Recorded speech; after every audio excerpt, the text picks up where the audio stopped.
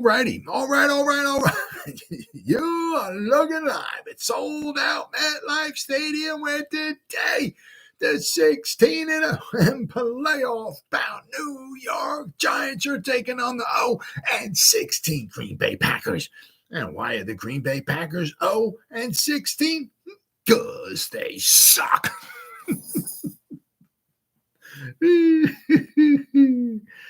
Man, that gets me every time. Welcome to the Gridiron. Anybody out there at all that's going to spend a little bit of time with me here this evening, I greatly appreciate it. Thank you.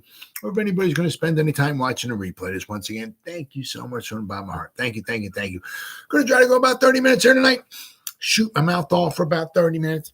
Anybody got anything to say, please feel free, fire away, throw it in the chat box. I usually try to check on the chat box like every 5 or 10 minutes or so. So as soon as I see something in there, I try to respond to it as fast as I can. So please feel free and fire away. But plus also, instead of me just rambling on for half an hour, 45 minutes, or whatever it might wind up being, it's just nice to talk to another Giant fan. So please feel free and fire away. Before I get started, if anybody wants to help support my channel out, it would mean the absolute world to me. In the description box below, the top link in the description box takes you to my membership page. I got 3 different membership levels. The first one's called the Saquon. Second one's called the Lawrence Taylor. And the third membership level I got is called the Gridiron. Each one's got their own little perks to them. So if you want to help support my channel, it would mean so much to me. And I thank you in advance. Thank you. If you are subscribed to my channel, once again, thank you. I can use all the support I can get, guys. But if not, please go down below, hit the subscribe button, hit that bell icon. That way, next time I go live or I put a video out, you'll be notified. And it's free of charge. What do you got to lose, right? But if you are subscribed to my channel, thank you. And then finally, also in the description box below is a little farther way down. There's 2 links. The top one's a Facebook link. Oh, my buddy Rainey's here. Hold on. Let me move the chair for him. Can you continue the video? I don't move. There we go. All right, Rainey's here. Okay, we can continue. I said a little farther down in the description box, there's 2 links. The top one's a Facebook link. I'll go over that in just a second. The second one is a Twitter link. It's always been Twitter, to me anyway. It's always been Twitter. It's Twitter today. It'll be Twitter tomorrow. In a trillion years from now, it'll be Twitter. It's Twitter. Whatever letter of the alphabet Elon Musk wants to call it, that's on him. I'm not calling it that. It's Twitter. Every day I try to put some stuff in there in my Twitter account as far as Giants related. So if you follow me on Twitter, I will follow you back. That's a promise. And then finally, that link right above it. It's we have a group. It's called the New York Giants, the Gridiron. We just reached 7,300 members. It's doing simply marvelous, might I add. Basically, if I'm alive and breathing and if I have internet access, I'm putting stuff in here 365, darn near 365. And not only do I put stuff in here, but if you become a member, members post stuff in here as well, too, right? So between me and the members, there's a ton of New York Giants information going in this group every day. It's called the New York Giants, the Gridiron. Please join it. You won't be dissatisfied. I promise. All right, well, all that stuff said and done and out of the way with. All right, well, we're getting close to, it's getting there. I tell you what, it seems like it's been a while since the Giants are playing, hasn't it? Right? When you get that bye week, it's like, and then not only is it a bye week, but then you got that extra day, and not only it's an extra day, but it's an extra day, and it's the nighttime. So it's not like, well, obviously, it's not Monday at 1:00 like we're used to, like on a Sunday, but it's a Monday night game, so it's been a while. Which is quite a stark contrast from the beginning of the season, right? When we had the three games in like the 11-day stretch. How crazy that was, right? Now it's like we've gone what would it be like, almost like 15 days, right? That's a nice. The bye. It's tough. It's tough. So you can have it in the middle of the season, and then maybe you get some injuries toward the end. Well, it'd be nice if we had the injury, the bye week at the end of the season. You could have this bye week out toward the beginning of the season. It is what it is, right? So you just play the cards that are dealt with you. But for the Giants to have basically over 2 weeks off, for playing the game helps. Unfortunately, well, I mean, we're getting, we're going to get Tyrod back. Okay. Doesn't look like we're getting Evan Neal back. Doesn't look like we're getting Evan Neal, Evan Waller, Evan Tyrod Taylor. I mean, everybody's Evan now. Darren Waller, Evan Neal. Hopefully, Sexy will be playing. Hopefully, so we're getting a couple guys back, but obviously not everybody. Hopefully, maybe we, I really think it's so important to get Evan Neal in there and let's get a little bit more of him on tape. What can this guy do? Right, his final few games, and give the Giants something else to think about in the offseason as far as maybe drafting a tackle, a plug-and-play tackle. Right, I'm going to go over something tomorrow. There was an article I saw as far as what does it say? Well, a little teaser. Is Evan Neal a better fit at guard or tackle? And I kind of went over a little bit of it last night. Some of his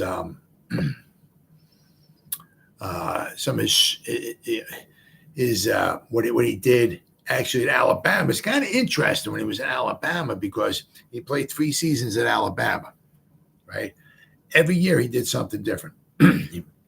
He was his first season, right? He was left guard. Then he went to right tackle. Then he went to left tackle. So every year he did something different. But it's so important to get him in, to get a little bit more stuff on tape to see what the guy can do. And it's also, on him. Can the guy stay healthy? I was talking about this last night. Can the guy stay healthy? I mean, it's not, well, he's got potential. We think he can be, but it's if he's missing 33% of the games every year. I know it's only 2 seasons so far, but he's had injury. He had problems last season. He had problems this season. He had problems twice this season. Obviously it's just been 2 seasons. Hey, I'm pulling for him. I hope the guy never misses another game ever. I hope he's a Hall of Famer, right? I hope he's an all everything, right? Not going to happen, but I'm pulling for him. I don't wish anything bad on the Giant guys. Absolutely not. But this off season, next season is going to be huge for him. Can he stay healthy, right? And then can he improve upon his game, right? And I said, you're not exactly sure where Shane or Dable going to kind of go. I talked about this a little bit last night. I said, I'm too freaking stupid to remember the guy's name from Penn State, their tackle. But then there's Alt. I can remember that, ALT. Even more moron like me, I can remember that especially from Notre Dame. I didn't go there. I saw a game there, but that's my college team, Notre Dame. They're my favorite. So I can remember 3 letters. But if the Giants are picking 6, 7, 5, whatever they want to go, like say if they're not taking a quarter, Marvin Harrison Jr. is gone, right? If one of those tackles is there, because just what I've been hearing, right? I'm not going to sit there and I watched all their tapes, every snap they ever took. I broke down every play they ever had. I spent 1,700 years examining every play. I went forward and backwards 900 times on each. I broke everything down. They went forward. They went back. Not happening. Not doing it. I take other people who trade their lives to do that. They come up with, they do a very good job, and I take their wisdom and I throw it in my head. Right? I spend 15 minutes or half an hour listening to what they got to say because they've traded hours and hours of their lives to watch the film on this guy, and I take their wisdom and but just what I'm hearing is like these guys are really nice, like blue chipper. Almost like plug in them in there, and we'll see in 10 years, brother. Okay, that's the thing is with that, is that I can't say 100%, but you got Andrew Thomas, and just what I'm hearing. That's all I'm going by. there's a good 80-90% chance one of those two tackles, you throw them there, and 80-90%, which is pretty good. Pretty good. Obviously, you like a little bit higher, but everything's still kind of a crapshoot, But, you got a real good chance that you got your two tackles. And, and if John Michael Schmitz can each get a little bit better, each year, right? You got yourself a center. Now you got to get yourself two guards, right? And I said that maybe you can put Evan Neal in at maybe slide him over next to Andrew Thomas. Quite possibly. I mean, what's it going to do? Get worse? I said, because then maybe you got yourself maybe a guard. You got your two tackles. You got your center. You just have to worry about one more guard. Right? Yeah, I said that's a shame. But I said this offseason / next season is going to be huge for Evan Neal, because I also mentioned about this last night, because being the first round selection, they have coming in, buddy. They have obviously the 5th-year option on them, right? But you got to pick up the 5th-year option before the 4th year starts. So after next season's over with, they got a big decision. Are they going to pick up the 5th-year option on them? I mean, they're going to pick it up on Kayvon. That's probably not, unless he gets really badly hurt. No, knock on wood. Obviously, let's not even go there. They're picking it up on him. I'd be shocked if they didn't. But are they going to pick up the 5th year on Evan? So it's this off season / next season is going to be huge for Evan Neal. And as I said, we're not even exactly sure if he is going to be the tackle. Yeah, I mean, I said they could pick up a tackle and just slide him. Sorry, we're moving you in, Evan. It is what it is. But I saw this when the Giants have the ball. Now, interestingly enough, I remember I was watching today. It says the Giants Packers when New York has the ball. It's this big blue view.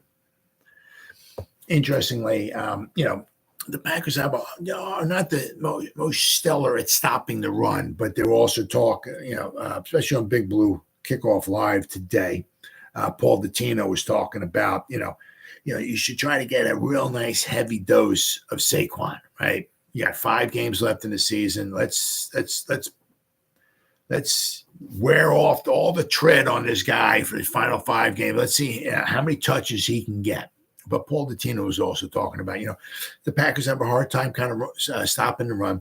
But, you don't necessarily want to just, first down, okay, we're going to give the ball to Saquon. Second down, we're going to give the ball to Saquon. Third down, okay, we're going to pass the ball. You don't want to obviously become predictable like that. Paul Dottino was talking about, if they, obviously, they think it's a running situation, you pass. If they think it's a pass, that's when you run. You have to mix it up. You don't want to just constantly give Saquon the ball on first or second down. However, on first or second down, right, also, once again, you get the ball into your best playmaker's hands. Get the ball into Saquon's hands, right? Somebody else brought up, it was kind of interesting, and what they were talking about today on Big Blue Kickoff Live. A caller called in, and he kind of mentioned that, especially when Saquon, his rookie season, when he had like 92 catches, he did, they got him so involved in the passing game, it wasn't even funny. Like sometimes they had him out wide and all of that and everything. And, some of it's also maybe you got the 3rd string quarterback in there. Sometimes it's the protection or the lack of protection that you have that maybe you can't get him involved. But this caller called in, and who's mentioning about, it said so much, Saquon is now in these past few. I mean, you look at. My God. Let me just pop up his stats here. I mean, this is. Let's see. Saquon Barkley. All right, there we go. I mean, it just his yards per reception are just like. Here we go. All right. Run now. Yep. Average yards and yards receiving. Here we go. Okay. He's averaging. Is that right?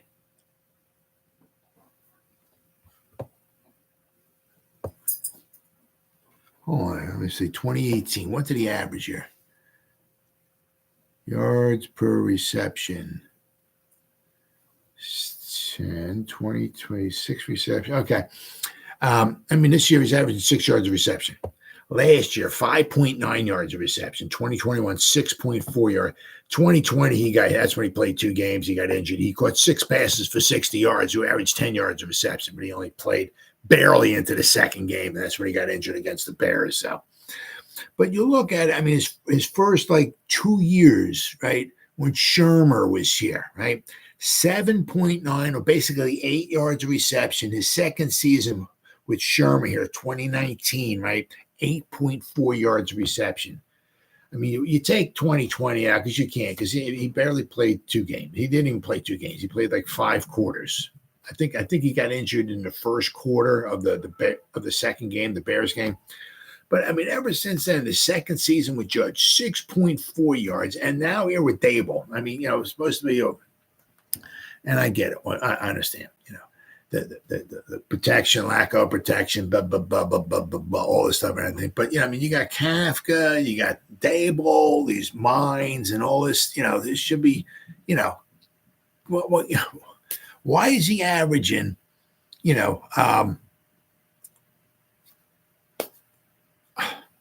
it's 6 yards of reception. Why is he averaging?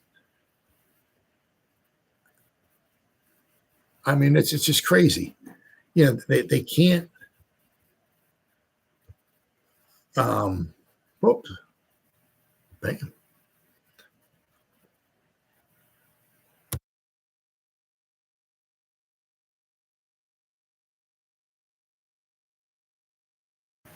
Oh, there we go. They can't do any better than that. It's ridiculous. Absolutely ridiculous. 6 yards of reception. Last year is 5.9 yards of reception. We can't even. No, hold on. And I know we're kind of talking. This is, let's see here. Christian. There we go. Christian McCaffrey. Let's see what he's averaging. And I know, once again, we're talking different offenses and blah, blah, blah. And I get that and all that stuff. What's he averaging? Passing receptions. Yards per reception. Okay, he's averaging 8.4 yards per reception. 8.4. Last year was, once again, we're talking totally different teams, but last year he was averaging 9 yards of reception with the 49ers, even 8.5 yards of reception with Carolina. But when he was with Carolina in 2021, 9.3 yards of reception. 2020 with Carolina, 8.8 yards of reception. 2019 with Carolina, 8.7 yards. Why is he averaging 8 and 9 yards of reception? And Saquon, one of the 2 years ago, last year, it was a 5.9 yards of reception. We can't be, we got to do better. Really, really, really have to do better than that. But, all right, so we got the Giants have the ball. What to expect when the Giants have the ball? So the 4-8 Giants host the 6-6 Green Bay Packers on Monday Night Football. Winning has been synonymous with both teams in recent weeks. The Giants won 2 games with Tommy Chicken Cutlets starting at quarterback before their Week 13 bye, and the Packers defeated the Chiefs, the Lions, and the Chargers in the last 3 weeks. Green Bay now possesses a final wild card spot in the NFC, although it's 6-6. You know what I mean? We have a bunch of mediocrity mediocre teams, right? Because other than the Cowboys, there's 4 teams that have winning records in the NFC. Nobody else has a winning record. Everybody else is either 6-6 or worse. That's so we got 16 teams in the NFC. Oh, so we have 16 teams in the AFC, right? But the 16 teams that we have, okay, in the NFC, 4 we have, it's there's 4 really good teams with great records, and then nobody else has a winning record. 12 teams are 500 or below. And I said that with the Packers, it's just, I mean, because the Packers started off like 1-5, I believe. Now they're 6-6. So are they just mediocre? Are they what they were in the beginning, 1-5, and they're kind of, got a little lucky the past few weeks, or are they just on it just seemed like they're a team of destiny. They're on a roll. I mean, so it's kind of hard to judge. I mean, the past few weeks, I mean, hey, I mean, you go on, into Detroit and win, and then you really outplayed the Kansas City Chiefs. I mean, right? I mean, it's, so are they up and coming, or are they the team that was 1-5? Right. I said, you got just a lot of mediocre teams. Green Bay now possesses the final wild card spot, right? And the Giants currently hold the 7th pick in the NFL draft. Ooh. DeVito Mania has swept the tri-state area with vigor. The crazy resembles the 2011 Lynn Saturday. Remember that if you're a New York Knicks fan, right? Which involved Jeremy Lin and the New York Knickerbockers. DeVito may need to win a few more games to strongly earn that comparison. Yeah, he's not there yet. Lin Mania? Absolutely not. Brian Daboll discussed the quarterback controversy with the media on Tuesday, and New York opened Tyrod Taylor's 21-day practice window. The Giants waived quarterback Matt Barkley to make room for Tyrod Taylor. Many believe Taylor would oust the new incumbent quarterback, but Daboll had other plans. So we got the Packers statistics here now. Joe Barry coordinates the Packers defense and runs many common quarters/palms concepts that have proliferated around the NFL in recent years. However, Barry does diversify his coverage and has run a lot of middle-of-the-field closed concepts in 2023. The Packers primarily used a 2-4-5 defense. Basically, again, you got like your 2 interior defensive linemen, right? You got your 4 linebackers, meaning your 2 edge rushers / outside linebackers, I guess, right? 2 inside linebackers, then you got your 5 in the secondary. But the base 3-4 personnel is their second most utilized grouping. A 3-3-5 and a 2-3-6 are also employed by Green Bay. Some of this is just, I'm just so used to like a 3-4 and 4-3. Nowadays they have the 1-7-3 lineup, or the just some of this stuff is just kind of crazy. On the season now, the Packers ranked 9th best in points surrendered, 20.3. So that's not bad, right? 18th in yardage given up, 340 yards a game. Not too bad. Very middle of the pack, right?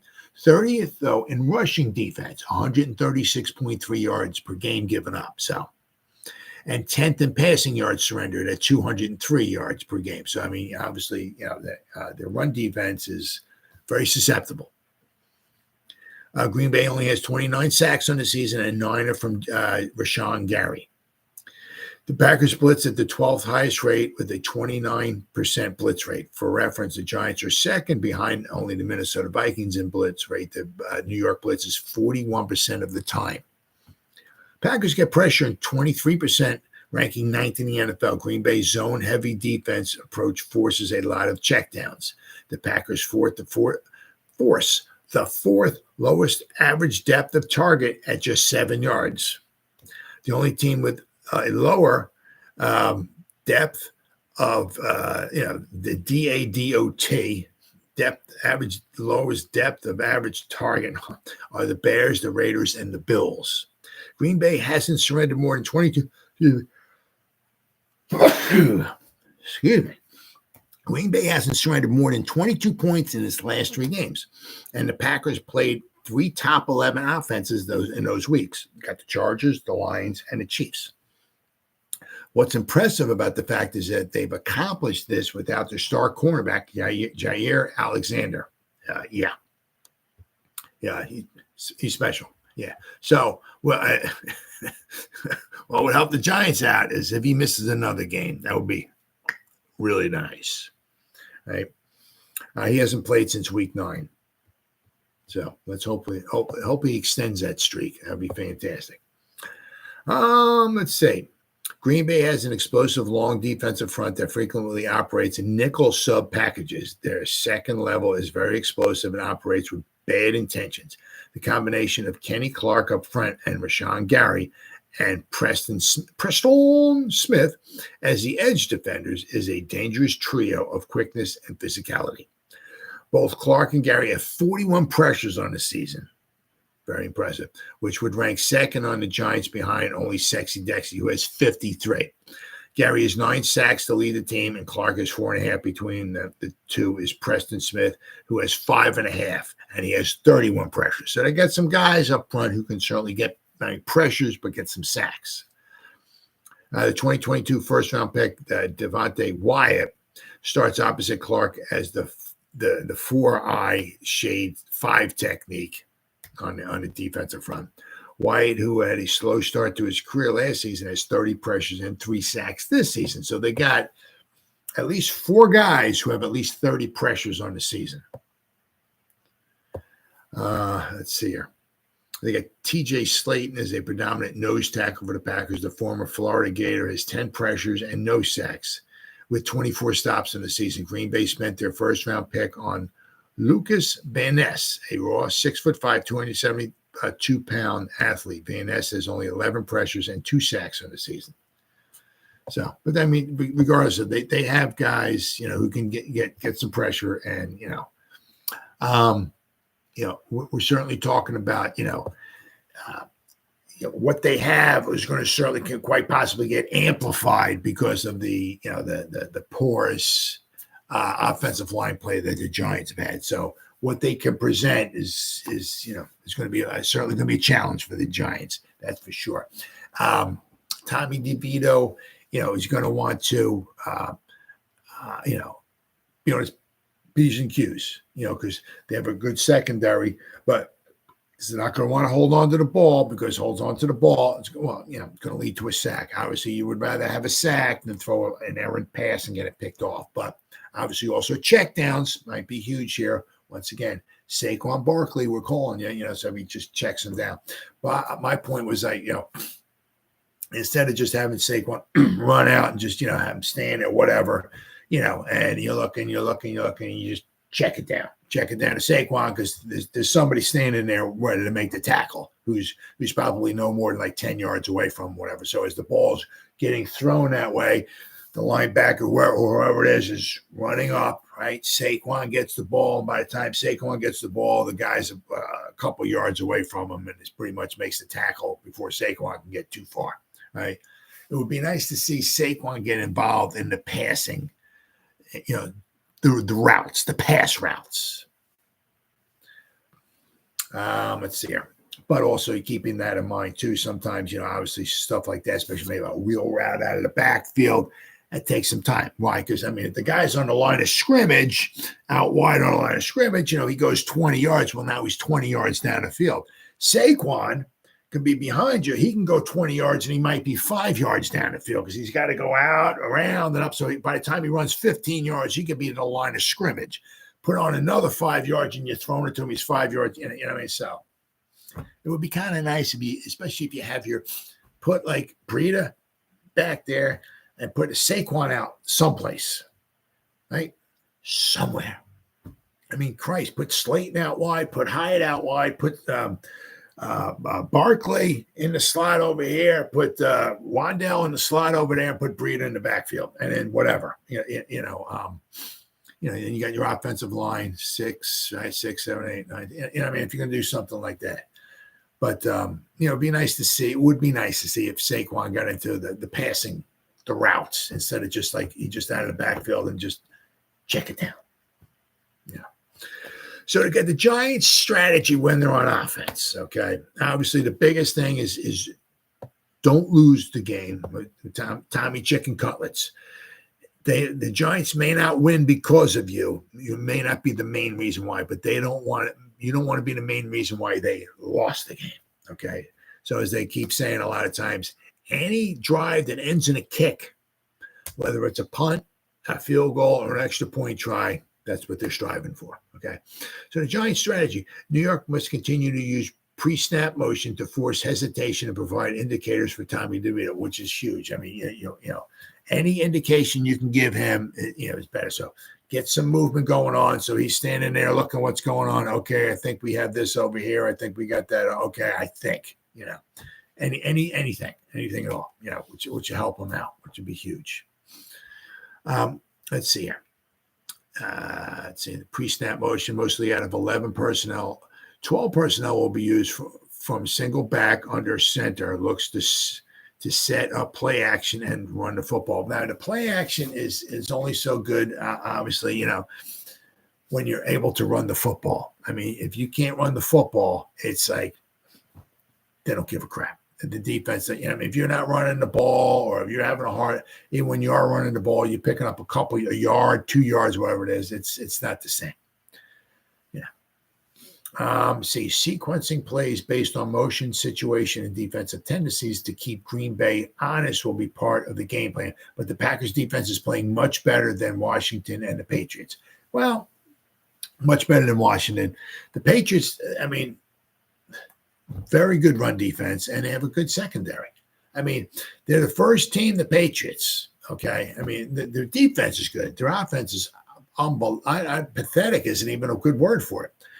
The Patriots are the first team since 1938 to lose 3 straight games in a row where they gave up 10 points or less. They lost, was it 10-6 to the Colts, right? When they played in Germany, then they lost 10-7 to the Giants, and then they lost 6-0 last week. So they've scored 13 points in the last 3 games. So they're not, I don't think, well, because they just won, right? So now they got 3 wins. So they're not going to catch, I don't think they're going to catch Carolina. So Carolina / Chicago is going to have that top pick. New England have a good chance of maybe getting pick number 2. Okay. Let's see. Wan'Dale Robinson should be the primary motioning receiver, with Jalen Hyatt and Darius Slayton playing mostly snaps at wide receiver, albeit Sterling Shepard and Isaiah Hodgins will rotate in. Hyatt's speed outside the numbers and hopefully on the horizontal plane, like the 3rd and 8 conversion against New England, must remain a focal point when the Giants see man coverage or zone with no cloud in the middle of the field. It would be lovely to see defenses continue to play cover 6 with Hyatt's side seeing the cover 2 side. It is still necessary for the Giants to operate the quick passing attack. DeVito has improved in this area this season, and it could be an effective way to move the football against the Packers' zone defense.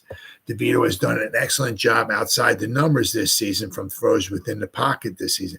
DeVito is 15 out of 21, 71%. Right, when targeting the left side of the field, and 10 of 18, 56% when targeting the right side collectively. So collectively, he's 25 out of 39. Right.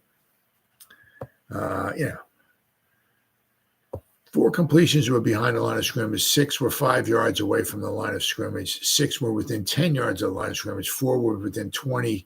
2 were between 20 and 25, and 3 were 25 yards or more. So he's spreading it out a little bit. For reference, Daniel Jones was 19 out of 27 when his launch point was within the pocket, targeting the right side of the field, outside the numbers, and 7 out of 18, only 39% when targeting the left side. So he obviously, each quarterback has their favorite side to throw the ball to. The Giants coaching staff has displayed a willingness to throw the football downfield outside the numbers, which is what you want. You want your guy, your wide receiver running down pretty much kind of like the numbers, leaving the outside of the field for the quarterback to drop the ball in, because you don't want him throwing it to the inside, whatever, like where you have obviously the defenders at. So you're throwing it out there. So basically either Jalen Hyatt comes down with it or nobody comes down with it. Right? Giants should continue to target the area of the field to open up the middle of the field and force Green Bay to defend every blade of grass, which is true. If you can spread them out, get them, the safety or whatever, get them maybe a little farther, spread a little farther out or whatever, spread everybody out, open stuff up, maybe open stuff up underneath, maybe opens up the middle a little bit. Obviously, it's a lot easier said than done. You can say, well, you do this, you do that, and you should win. And then, of course, then the game happens, and you're like, everything goes to heck. So he's got final thoughts. Giants will once again grace the nation in prime time. Boy, I'll tell you what, the way they played this season, I don't think they're going to be there's a snowball's chance in heck next season of them having so many primetime games next season. I don't see that. maybe a Monday night, Thursday night, maybe a Sunday night or something like that. But what many as they had this season, I don't see that happening. The Giants, allergic to winning primetime games, were inches away from handing the Buffalo Bills a loss. But the most aspects of the 2023 season, the Giants found a way to shoot themselves in the foot, leading to a loss. Well, also that and the see no penalty referee was in the end zone. I don't see no holding on Darren Waller. No, it was a good play. Yep, good play by the defensive player. Yeah, no, there was no holding there. He didn't basically rip his jersey off. Yeah, good play. The Giants can win this game against a young, albeit currently formidable, Packers team. Now, obviously, the Packers are the youngest team in the NFL, and the Giants are the second youngest team in the NFL. And I'm not sure if the Giants ever get rid of Graham Gano, what they would wind up being. If they would be the youngest, because Graham Gano obviously is 36 years old or so. So if he doesn't come back next season, the Giants are going to get even younger. Packers team is Julian Love at peak in the roller coaster that is his first starting year at quarterback. I don't think so. Yes, the inquiry to Christian Watson may stymie the offense, but Romeo Dowds and Jaden Reed are young, ascending talents as a rookie. As is their rookie, Dontavion Wicks. That's my last name, Wicks. No relationship, though. Let's see. It says the inquiry questions surrounding the Packers are consequential, and I think the Giants put up a fight in this game, but I believe the Packers will continue the playoff push by earning a victory on Monday night. Yeah, I mean, it's just the Giants.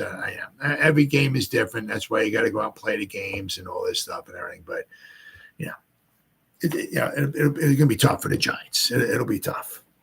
But, hey, it's a home game, right? If the defense can, play it, maybe get some turnovers, right? Keep us in the ball game. Anything's possible. Anything's possible, right?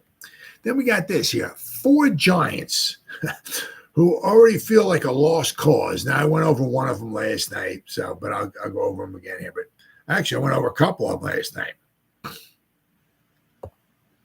Said, with how bad the Giants have been in recent years, they've had the chance to select some interesting young talent in the NFL draft. Some have panned out well. However, others have left more to be desired and could be on their way out of New York sooner rather than later. These 4 young guns may have been potential at one point or another, but looking at things now, we're not so sure that they have much left in the tank. At the very least, they don't bring enough to be counted on as reliable options for the 2024 season. With that said, here are 4 youngsters who feel like a lost cause these days. Now, this is from G-Men HQ. Right, G-Men HQ? Yeah. All right. Cornerback Aaron Robinson. I talked about him last night. I mean, he was on my video last night. It's like, does anybody remember Aaron Robinson? Aaron Robinson. There was a reasonable amount of hype surrounding Robinson coming out of the 2021 NFL draft, as the UCF product showcased a lot of traits that made it seem like he could be solid in this league. However, 3 years into his career, we've heard almost nothing from Robinson, as he's played just 11 games in 3 seasons. And obviously he's going to miss this whole season here, the whole season. Well, in these games, he showed a reasonable amount of potential. Yes, he has. Yes, he has. The complete inability to stay healthy is a massive problem and has likely hindered what could have been a good career. Not to mention the Giants already have plenty of other corners who have not only looked better, but have actually remained on the field. I don't want to say look better. I really don't want to say it. I mean, especially if we're going to get rid of Adoree Jackson. It says here, they have plenty of other corners who have looked better. I don't want to go there. I mean, Robinson didn't look too bad at all in the few snaps he has had, right? We have guys like Deontay Banks, Cordell Flott, Trey Hawkins. And Hawkins, has had some struggles, right? He's had some struggles. Aaron Robinson did not really have struggles, although he hardly played, though. It says it's going to make it very difficult to see Robinson getting any significant snaps if he ever returns from injury. Now, if he doesn't come back, I mean, if he's still banged up next season, the Giants, I just get rid of the guy. I mean, the next season is going to be his 4th season. He's played hard. He's played like 300 snaps, and next season will be his 4th season. 3rd round pick, too. Let's see. But with all the mysteries surrounding the injury he sustained this season, this is doubtful. In his lone, somewhat healthy season, Robinson played 11 games and allowed 16 receptions on 28 targets for 153 yards, 1 touchdown, 2 pass breakups. While these numbers are rather solid for a 3rd-round corner, the lack of availability absolutely hurts his case to return more than anything else. And, of course, let's not forget, he was not drafted, right, by Shane or Dable. He came with the store. He came with Kmart, right? So there's no ties there at all, right? And the next one to talk about is Marcus McKethan. There may not have been many expectations surrounding McKethan coming out of college. However, though, his first healthy season has shown little to nothing in terms of potential, and it may already be time for the Giants to put their eggs into another basket. The team's guard depth was atrocious this season, and continuing to waste time on guys like McKethan could have consequences. It's worth mentioning that McKethan is coming off a torn ACL, which could explain some of his struggles. Absolutely. Despite this, he's looked borderline unplayable whenever the Giants have called his number, and it may simply be time to move on already. Through 8 games, McKethan has allowed 17 pressures and 2 sacks, which for a guard is hilariously bad. Not to mention, he has a PFF pass blocking grade of 26.2 on this season. Because remember, he didn't play at all last season. Why? Because he was injured. He never should have been thrust into a starting role, but he should have stepped up anyway, yet he failed to. With all the offensive line struggles the Giants have forced in recent seasons, they cannot continue to waste time on a lost cause like McKethan. So that's what these guys say. Okay. I don't think he's a lost cause yet, but he needs to stay healthy. He continues to, and he needs to get better. Then they talk about Azeez Ojulari, a lost cause. Well, it's that's a time. I mean, it's just this season's been very difficult. Very difficult. I mean, the production has not been there.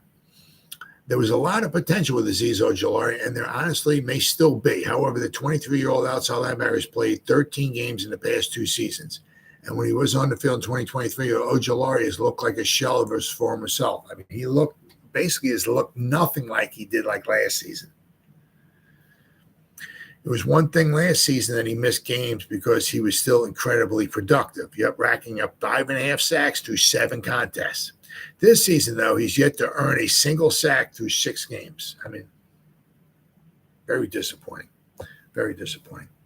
Sure, injuries can play a role in the poor performance, but this is 2 injury-riddled seasons in a row, and the Giants can't afford to keep wasting time with a player who hasn't been productive. Joe Shane needs to build around guys like Dexter Lawrence and Kayvon Thibodeau. And if it means bringing in someone else to play over Ojulari, it may have to be.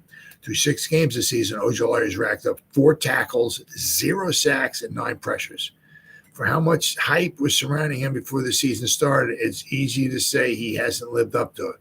We're hopeful that Ojulari proves us wrong, because if he can play like he did the last 2 seasons while remaining healthy, he very well could regain his spot as a key member on the Giants defense. Now, the thing is, I remember also we're talking about was it Carl Banks? Might have been Carl Banks. I think he was talking about. He was talking about. Was it him? Yeah, I think it was Carl Banks before the season started. Because I said, when Ojulari was healthy last season, when he was on the field, it was like, wow, man, if this guy can just stay healthy, wow. I think it was Carl Banks before this season started. He said something along the lines like, he said, if Azeez is healthy this season, he's going to have 15 sacks. And he hasn't had 1 yet. Just very, very disappointing. Very disappointing. And I said, once again, the injury coming back. But, wow, very disappointing. And then the 4th guy that they have, they said, is a lost cause. Now, this is them, Evan Neal. We hate to say it, but Evan Neal's time in New York may be coming to a close much sooner than some would like to admit. Now, I mean, once again, he's a first-round pick. He's not going anywhere for what the next 2 seasons. He's not going anywhere. So but one guys because Shane and they picked him. They picked him right number 7. So he's not going anywhere for the next 2 seasons. He says, while there still could be some potential, the lack of any genuine progression through 3 seasons. 3 seasons. Okay. Has us worried that Neal may never reach the potential he showcased at Alabama, which is just a shame. Some will blame the shift to right tackle, others how poor Bobby Johnson is. How poor of a coach Bobby Johnson is. Now, that's might have something to do with it, too. Regardless, we've now seen 2 seasons of Neal looking like one of the worst tackles in the NFL. So I know up here, while there still could be potential, the lack of any genuine progression through 3 seasons. I'm not sure where they're coming up with 3 seasons at. And then down here, they're like, we've seen him now in 2 seasons. So I don't know, what they're talking about in this article here, but we're talking about 3 seasons. Neal looking like one of the worst tackles in the NFL. His complete lack of burst off the line, horrid hand placement, and overall ability to do much of anything as a pass protector have spelled disaster at every step of the way for the Giants. Through 762 pass blocking snaps in 2 seasons, Neal has allowed 9 sacks and 69 pressures while also being penalized 12 times. This is an abysmal for any tackle, period. I mean, 70 pressures. I mean, that's really horrible. Let alone one that has taken 7th overall, and it was touted by some as a generational prospect. Now, maybe it might be a generational prospect. Maybe at guard. Maybe, right? The 2024 NFL Draft is full of talent on the offensive line. This makes it easy to see the Giants potentially moving on from Neal at tackle. We have few doubts that Neal could have been great, but for one reason or another, he's looking like he bust right now, which could leave a stain on Shane's resume. Maybe move him to guard, they also say. So that's a possibility. That's a possibility. Right? I mean, he's not going nowhere. If they draft him 7th overall, he's on the team. He's not going anywhere. Then we got here. This was Bobby Okereke. It's kind of calling like he was Bobby Okereke was talking with somebody. I can't remember the gentleman's name, but was kind of calling Wink a little bit of a maybe a linebacker whisperer. Now, let's not forget. I mean, Wink's been around for a while. He's seen a lot, done a lot, seen a lot, right? And what kind of how kind of Bobby was kind of like a little slow to start, shall we say, in the beginning of the season. He's maybe getting the Wink's schemes down and all of that. As the weeks went by, he got more and more comfortable in his defense. But also Wink has also helped him out a lot. He said sometimes whether shifting me over a little bit this way, moving back maybe a yard, so over here, maybe going over, what I mean? It's certainly helped him out a lot. And Bobby Okereke, like a linebacker whisperer. But I mean, but once again, you also see some good play out of Micah McFadden too. So I think between McFadden and let's not, knock on wood, McFadden was like the only rookie last season who really didn't miss any time, right? So McFadden stayed relatively healthy. Okereke stayed relatively healthy. So we're not doing too bad up the middle. What would be nice is if we got a defensive tackle that we can put next to Sexy, right? In the second round, get a defensive tackle in the second round. So if Seattle keeps sliding, we could have 3 top 50 picks. Now you can get yourself a nice defensive tackle. You may not get an Aaron Donald or Mean Joe Green or Bob Lilly or a Sexy Dexy or somebody like that, right? But you can get yourself probably a pretty darn decent defensive interior lineman in the top 50, right? You probably could to put. I mean, especially if you get yourself, if you got Kayvon, right? If you're going to have, you got Sexy Dexy. If you draft somebody and you got a Kayvon here, right, and behind him you got McFadden or Karake, we got to get it. You got to get another edge rusher. Period. Bar none. We have to get another edge rusher, right? But I think getting an interior defensive lineman could quite be huge for the Giants to try to get somebody to replace the Leonard Williams, right? It'd be interesting, though, is that if we got traded away Leonard Williams, and with that second round pick, if we drafted an interior defensive lineman to take Leonard Williams' spot, that'd be pretty funny. All right, but we got here on the Talking Ball podcast hosted by Pat Leonard. There it is. From the New York Daily News, Bobby Okereke, the talented linebacker, opened up about his career and the transformative influence on his defensive coordinator, Wink Martindale. According to Okereke, he is currently delivering the most consistent and impressive performances of his football journey, and he attributes a significant portion of the success to Martindale's guidance. During the podcast, Okereke described Martindale as a linebacker whisperer. He emphasized how Martindale's expertise and subtle adjustments have been instrumental in elevating his game to new heights. It's the little tweaks, he said, and nuggets of wisdom that Okereke has received from Martindale that has allowed him to think differently and make necessary adjustments on the field. One key aspect of Martindale's impact, as Okereke explained, is how he helps the player consider alternative ways to approach their assignments, whether it's positioning on the field, recognizing offensive formations, or anticipating plays. Martindale's ability to pass down his vast football knowledge has been transformative for the entire defense. For Okereke, it's not just about the X's and O's, but also about the aha moments where Martindale's insights lead to improved decision-making and execution on the gridiron. The synergy between the coaching staff and the players is yielding remarkable results for the team's defense. So, I think, I mean, we certainly have had some good games this year on defense. We've had some bad ones, but some of it also has been, if we actually had an offense, once again, it's the Einstein theory. Everything's all relative. It's all right. If you have an offense that's on the field, okay, now it's hard to keep getting a 15-play drive, all the way down the field. You need the big chunk plays too, which is huge. But I mean, if you can actually get an offense that would actually move the ball, control the clock, all the stuff and everything.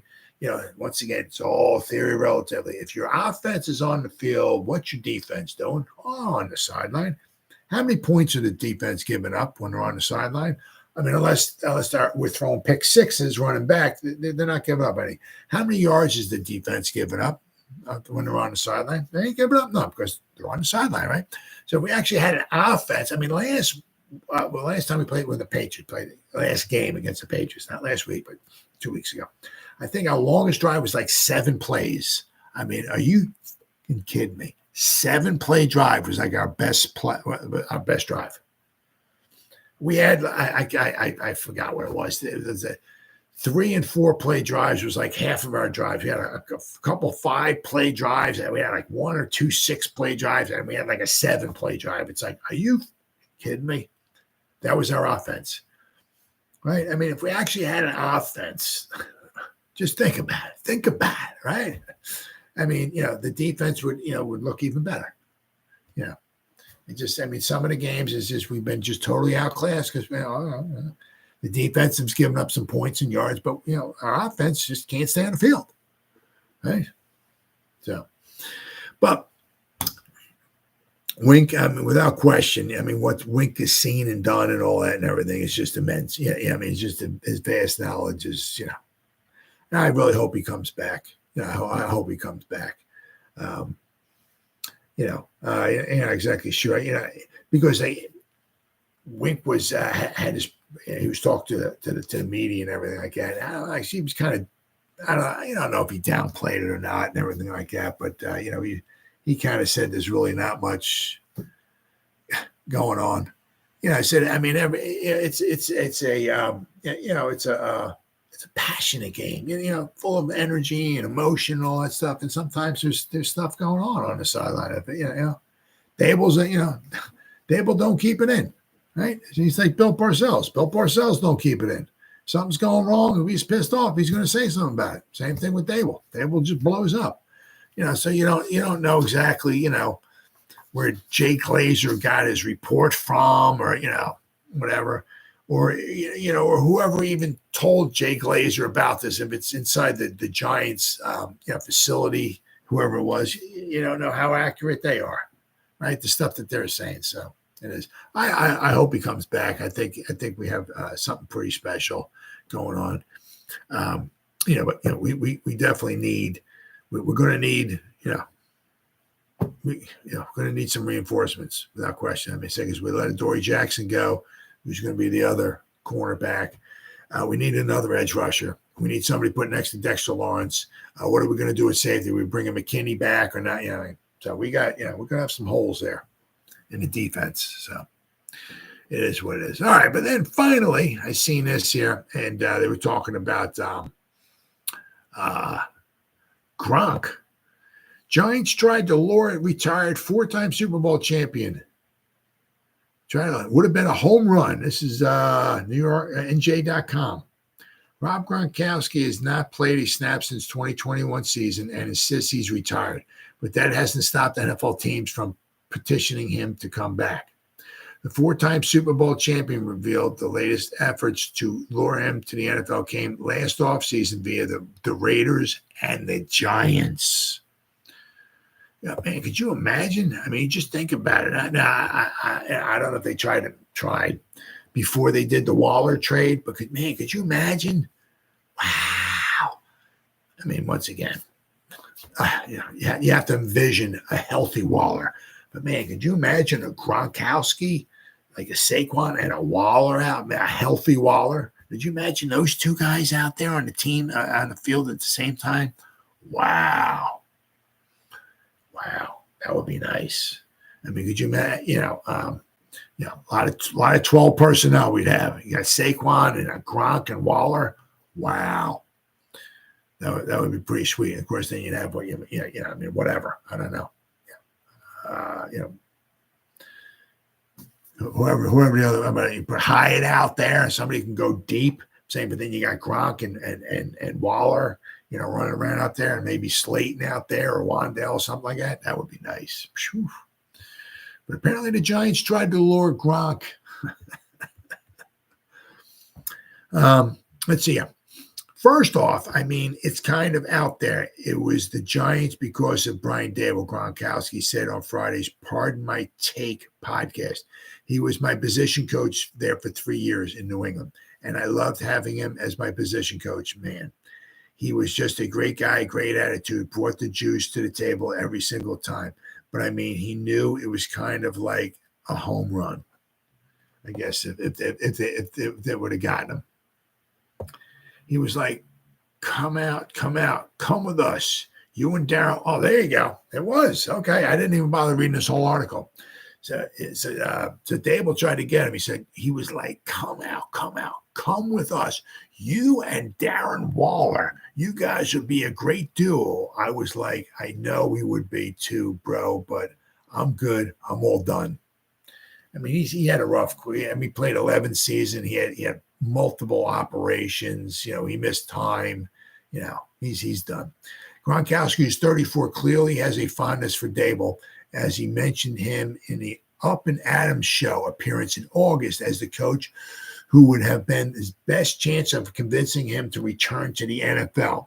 He also acknowledged that a two tight end situation with Waller would have been the potential to be unstoppable. I'm serious. I mean, could you imagine? Wow. Of course, Waller, would only wind up playing half the season because of his hamstrings, but But if they were on the field at the same time, could you imagine Gronkowski and Waller out and Saquon, possibly handing the ball to Saquon, right? And you have Gronkowski and Waller out there and maybe a Hyatt going deep. Wow.